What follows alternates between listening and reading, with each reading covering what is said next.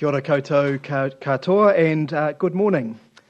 With vaccination rates moving to and beyond 90% across the country, New Zealand is close to transitioning to the traffic light system and a much greater sense of normality. As we move into the new framework, many people have been seeking greater certainty about workplace vaccination requirements. That's why a few weeks ago I announced that we would introduce a clearer and simplified risk assessment process for employers to follow when deciding whether they can require vaccination for different kinds of work. Today I'm setting out this simple and clear vaccination assessment tool and how it will work. The tool provides a clear legal framework to help businesses and other organisations who employ people make decisions about vaccinations in the workplace.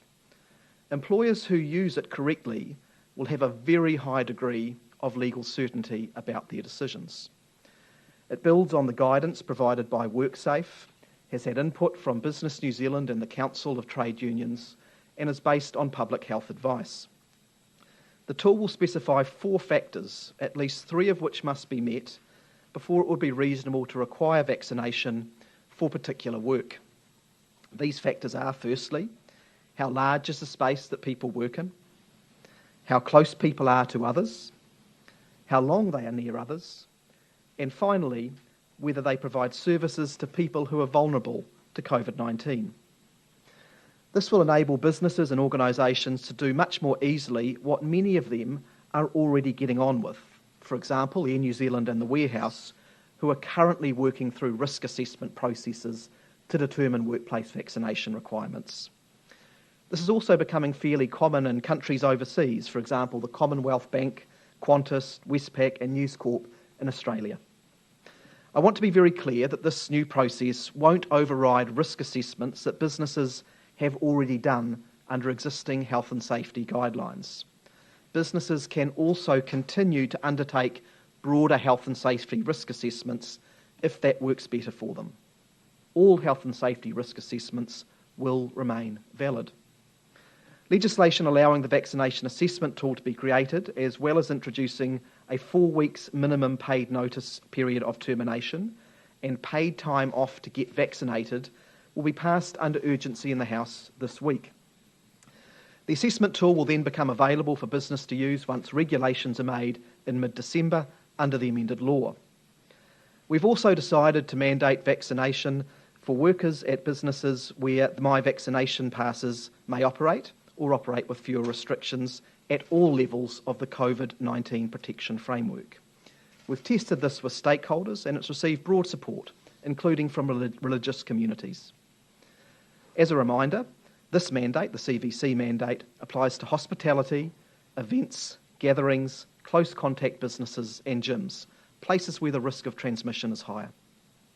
To continue doing work in these areas, workers will need to have their first vaccination by the day that the Covid-19 protection framework comes into effect, which is Friday, the 3rd of December.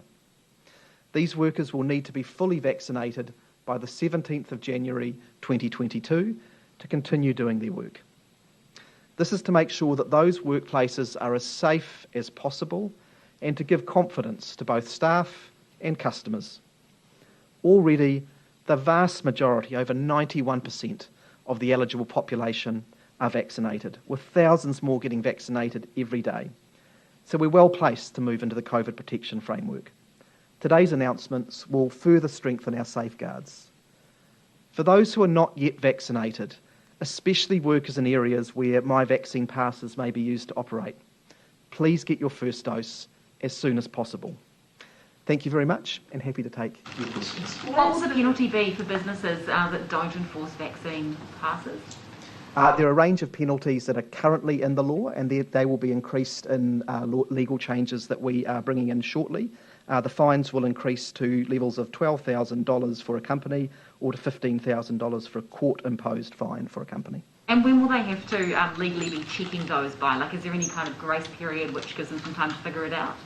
No, when the new COVID protection framework comes into effect from the 3rd of December, it will be a requirement for My Vaccine passes to be shown for those businesses who opt into it, and it will be a requirement for all workers in those workplaces to comply and to be vaccinated by that date, to have their first dose by that date. Why is the assessment tool for businesses only becoming available in mid-December? Surely it's reasonable for businesses to want to have access to that before the traffic light system's implemented. It's important to note that all businesses can currently use a health and safety risk assessment to determine whether vaccination should be done for certain kinds of work. So there is already a tool that businesses have available, and WorkSafe provide guidance on that. The vaccination tool we're announcing today is a simplified and clarified tool. The way it will be brought into effect is through a piece of secondary legislation that we create. We can only create that after the primary legislation has been passed, which we will be doing in the House this week. And we do need to make sure that we shape it up right and make sure that it's really strong and legally robust. So it'll just take a couple of weeks to do that. But it will be in place very shortly after the new COVID protection framework comes into effect. And you said before that businesses... For those businesses that don't go for the My Vaccine Pass, that decide they'll stay shut during red and orange, but will their staff still have to be vaccinated? Yes, it will be a requirement across all businesses who are in that category of the COVID protection framework that all staff do have to be vaccinated. It's important to remember that the reason that we've identified businesses in that category is that businesses and other organisations is that by definition the activities that they carry out are higher risk. So we want to make sure that we have the maximum possible level of protection for the staff who are working in those environments. You said before that businesses that use the assessment tool correctly will have the legal backing, it'll be legally sound. But what happens to businesses that don't, and what, I guess, checks are in place to ensure that people are using that tool properly? Yeah. Under the changes that we will be introducing, businesses will be legally protected from the decision to utilise the tool. But they will still have to apply it in a way that's fair and reasonable and is consistent with their good faith obligations to the employees. So that'll mean things like communicating clearly and openly with the employees who might be affected, receiving their feedback and making decisions in a reasonable way. Cabinet's made the very clear decision that we would not take away the legal rights of employees to test those rights in the court if they think that they have been treated unfairly, and we think that's the right balance to strike. But I would send the message that this is a very simple tool to apply with strong and relatively objective measures which can effectively be checked off by a business or organisation who is using the tool. So businesses who use it and go through the process properly can have a very high degree of legal certainty. And that's a key point, because the key thing that we've heard from businesses and organisations to date is that they worry a bit about the legal position, that conducting a full health and safety risk assessment, if perhaps you're a small business, is quite a challenging undertaking. This will be a very simple tool to use, and as I say, as long as it's done reasonably, there'll be a very high degree of legal certainty. You've got a broad number of workers nationwide that will now be required to be vaccinated to go to work? The broad estimate is that with the workers who are covered by the CVC requirements, in addition to those areas where there have already been orders put in place, health, education, border, we're around about 40% of the total workforce. So that is a relatively significant portion of our workforce who will be covered by these vaccination requirements. I do note that internationally we now do have some countries who are pushing that out further. Austria with the all-of-population mandate, Northern Territory who require all work to be vaccinated. So we're trying to strike the right balance here, and we think that we've achieved that. Are you still considering extending mandates to police and construction workers? When Cabinet made its last set of decisions at the end of October, we set up two pieces of work. One was this piece of work, which was around establishing a clear and simple vaccination tool with strong legal backing. The other was to consider whether there should be additional vaccination mandates, including in those areas that you've mentioned, and we'll have further announcements to make on that part of it in the coming days. And on the 40% number, do you have any sort of indication of how many people may choose not to be vaccinated and therefore lose their job? We can draw some conclusions from areas where there have already been requirements that are put in place.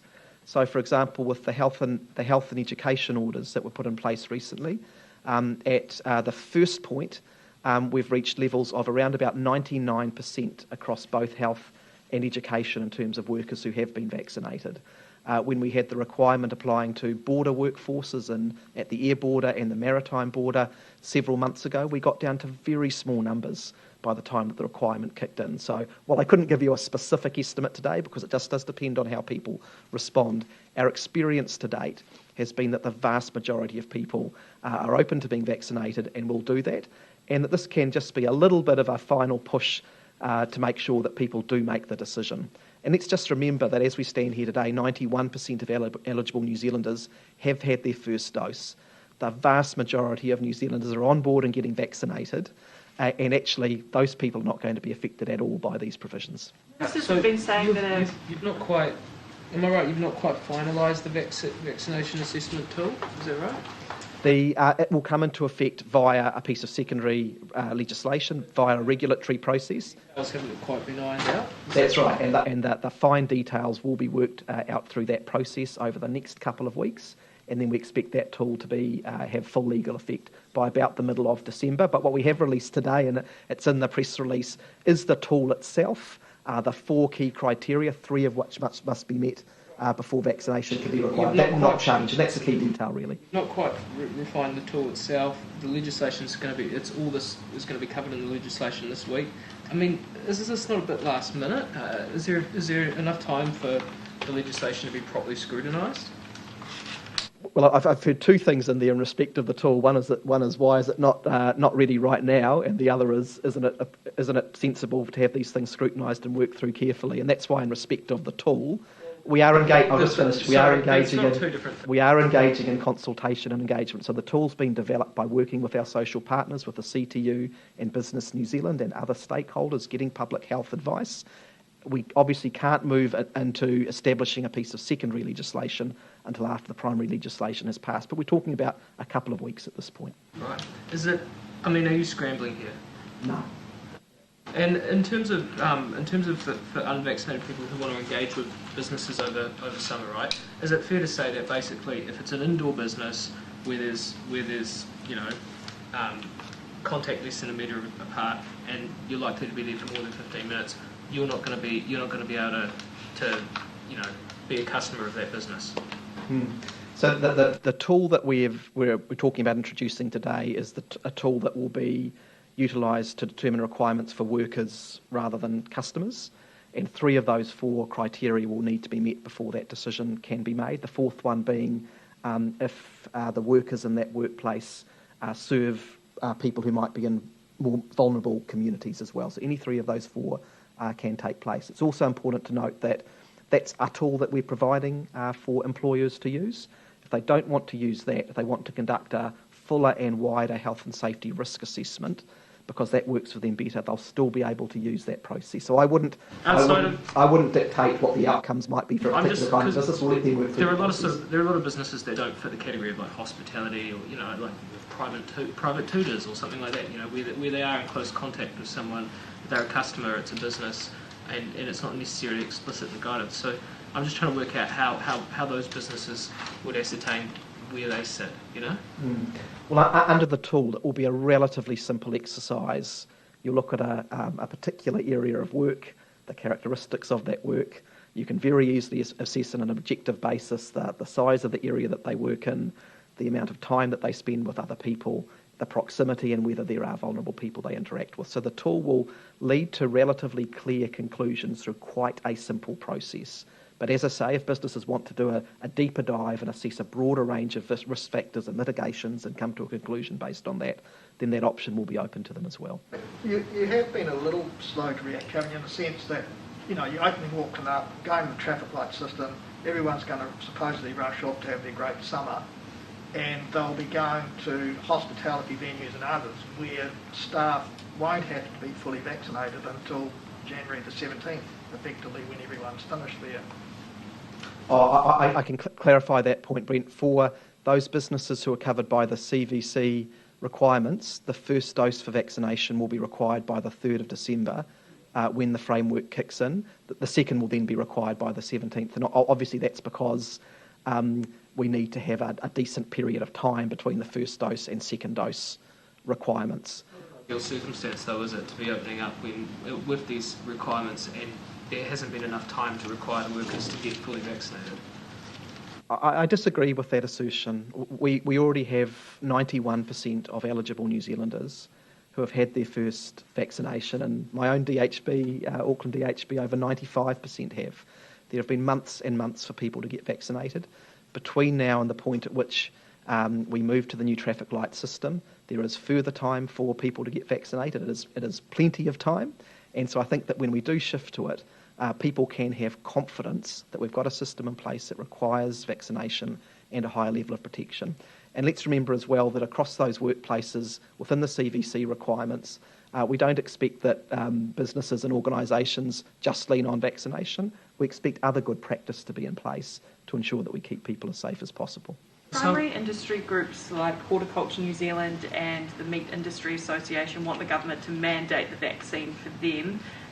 Would you have any plans to do that, or would your message to those groups be use the tool and determine, yourself whether you can enforce a mandate on your staff? While we're not making announcements about any further mandates today, and that will come in the coming day, yes, I would say to businesses in that sector and other sectors that we have now got this tool which we are bringing in alongside existing health and safety risk assessment processes. And I do encourage businesses, whether it's as individual businesses or on a sector basis, to begin working to use these tools that are available. And let's just remember that across the spectrum here, we are trying to strike the right balance. We do believe that workplace mandates that are put in place by the government do have a place, but they are a very strong tool, and we have to assure ourselves that they are justified on health and safety and public interest grounds, considering the complex mix of individual and collective and employment rights that are at play. So every sector can't expect that the government will come in and just mandate and take away the need for any work and engagement in that sector. So I do also encourage businesses and sectors to get on with the job. So, for example, I've had conversations over the past week with the Chief Executive of Waka Kotahi about work that can be done on a sector basis in horizontal construction to begin working through frameworks and making decisions there. And I think that's something that can be picked up alongside the mandates. You said at the start there that there was going to be decisions on vaccine mandates or news on vaccine mandates in the coming day. Should we expect news on the police force or whatever today or tomorrow? As I say, we will have further announcements on where we've gotten to in decision around mandates more broadly. I won't speculate about which particular areas, but certainly we've indicated that police were one of those areas that were being considered. Just on that, why has it taken so long to reach a decision on the mandate for police? Ministers have been saying for like the last week that the decision will be coming soon. Same with the police commissioner. Why has it taken so long? Every decision around workplace mandates does require very careful working through.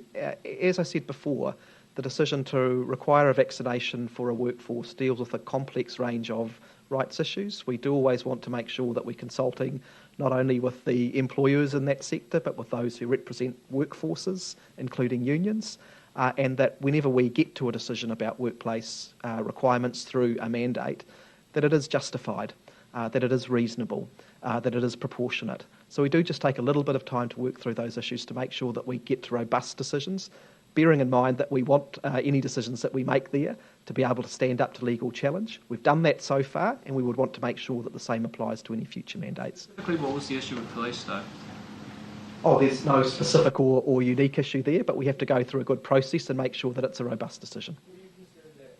Be,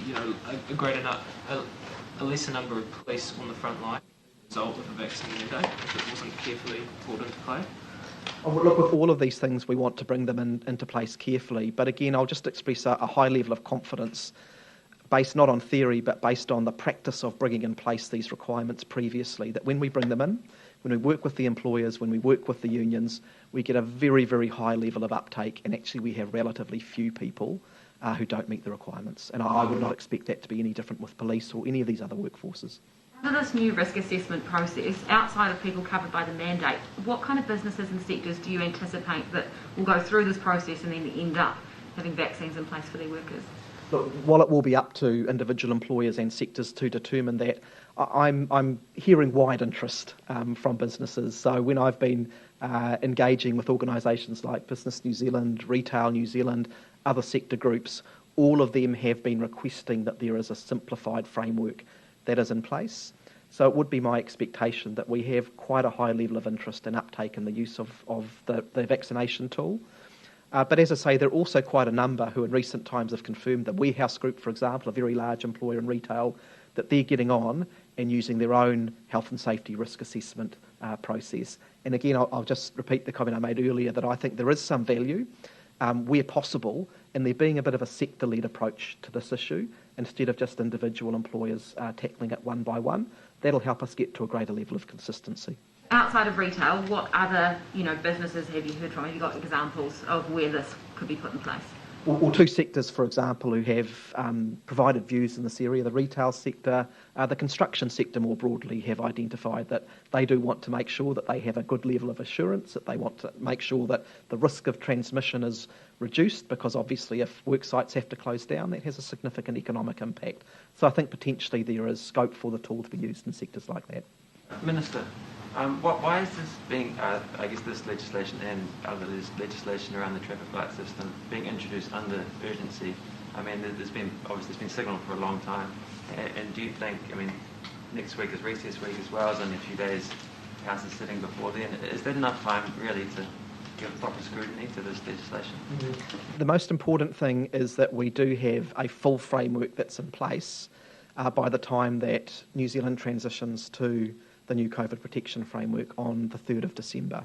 So there is a need to move forward and to make sure that all of the systems are set up, that there's legal clarity about how the system will operate before that date. And you're right, we have a recess week next week, so that's why we do need to move forward with it this week.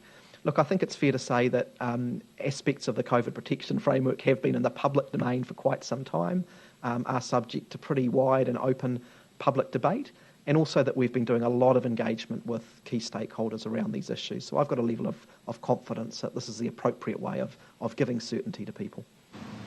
Is it also fair to say that in a more ideal world, legislation would go through the full process?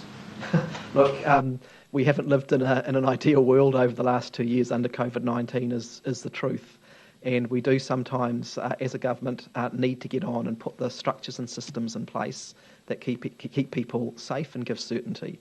Within that, we will always try to have as much engagement as we possibly can, but we do also need to move forward and put these things in place. And look, I've spent most of the last 14 weeks in Auckland. People do want to see that we can clearly move forward. We've now provided that pathway from the 3rd of December, and the decisions we're announcing today, the legislation that will come forward into the House will enable that to happen. The idea that for some employees that haven't yet been vaccinated, the idea that they'll be required to, even if they ultimately do, will grate. It'll feel distinctly uncomfortable. Do you have any sympathy for them? Yes, I do. These are not easy decisions to make. I've spent the best part of 20 years of my life working to support the rights of working people, working in the union movement. These are not decisions that we take lightly at all. But ultimately there's a play here around the rights that we have as individuals to make individual choices, which remain. People can still ultimately choose to get vaccinated or not. But the consequences of our decisions in this area affect other people. And that's why we believe it is justified and appropriate that we have these requirements in place. Ultimately, if a worker in one of these places where transmission is more likely makes themselves more likely to get COVID-19 by not getting vaccinated, they're more likely to infect their co-workers, they're more likely to affect customers, including children and people who cannot be vaccinated. So yes, we've got the rights of that individual to consider, but we've got the rights of the broader group of people around them as well. And we have to strike a balance. How long is this sort of scenario going to last for? I mean, do you imagine that this framework won't be needed in 6 months' time, for instance? At this point, the framework that I've announced today will be a part of the underlying COVID-19 legislative framework that we have in place. So it will continue for as long as that broader framework remains in place. Currently, under the law, it expires in May of next year, and the government is looking to extend that, but it will not be indefinite. The government's looking to extend that, so you can imagine maybe beyond winter next year we'll still be operating under the same system, but say in 2023, you could expect, it's looking pretty far ahead, but for what I'm trying to say is this people out of a job for 6 months, or could it be longer?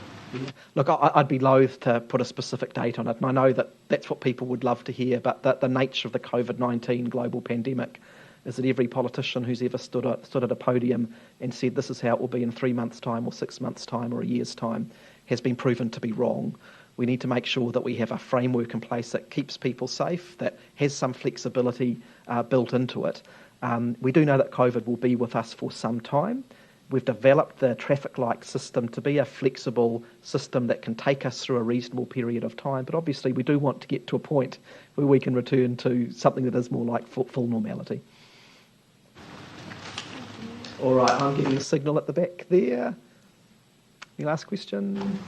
No? Okay, thanks very much everyone. Thank you.